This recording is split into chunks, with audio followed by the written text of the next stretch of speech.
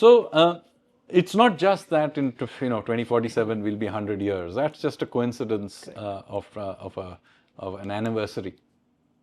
The real reason the next quarter of a century is important is the following. One is, of course, this will be our demographic peak.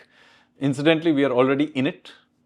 And as I keep telling people, in the end of this round, starting around about 2050-ish, a little bit before maybe, we will begin to age just like everybody else. So this is our demographic peak, and we have already entered into this phase, and it will last about a quarter of a century. So it is for us to take as much advantage of it as we can. Of course, I'm also arguing that we should probably increase our birth rate so that we can prolong this phase for long. Otherwise, at the end of 25 years, we will really have the problem that the East Asia has, which is, plunging globally. And by the way, we are well into this phase. Just so that you are aware that our peak in terms of number of births was hit in 2001-2, so 25 years ago. Oh, wow. So they are now entering. So that population is now entering the workforce. That is why we have entered that phase. But I want to tell you that the peak number of babies born in this country happened 25 years ago. Okay? So we are already in it. The pipeline is already the way it is. And I'm just telling you that our number of births in this country are now rapidly declining. And if it declines too fast, yes, we will get a nice flourishing period, but do remember that the end of that process will also happen sooner and much more sharply. So one of the things we need. Anyway, point is, irrespective of whether we can stabilize our birth rates, these 25 years are demographically good. So that's one. Secondly, we have managed finally, after all these years of growth and etc., to build a certain level of economic and technological capability, whether it's infrastructure building out, the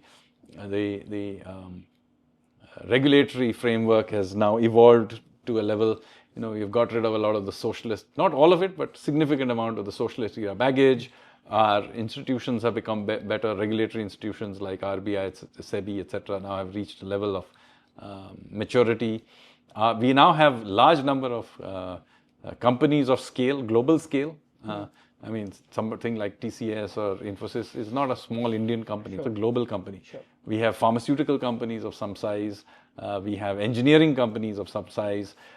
They can compete globally, and they do. And we are now finally creating new companies as well. So you are seeing companies like Oyo, for example, suddenly emerge out of nowhere, or Bharat Biotech, or whatever. New companies are beginning to finally emerge out of India, which can have global innovation, Zomato or whatever. So first time we are beginning to create also new companies are emerging, and so there is a certain momentum, critical threshold of energy that we have hit. That is also, we now have 25 years in which we can do something about this. So scale them, make them we can bigger scale them, companies. So this is also coinciding with one is the sheer scale of our economy also. So, we have finally become the world's 4th largest economy. We are about the same size as Japan in 2025. But it is reasonable to expect that in 24 months' time, we will go past Germany. And we are, of course, growing a lot faster than Germany as well. So, not only we will reach that level, we will keep going. So, there is all these things that are falling in place at this juncture.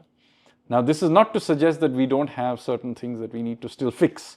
But there is really an opportunity that we have had after centuries to really get back.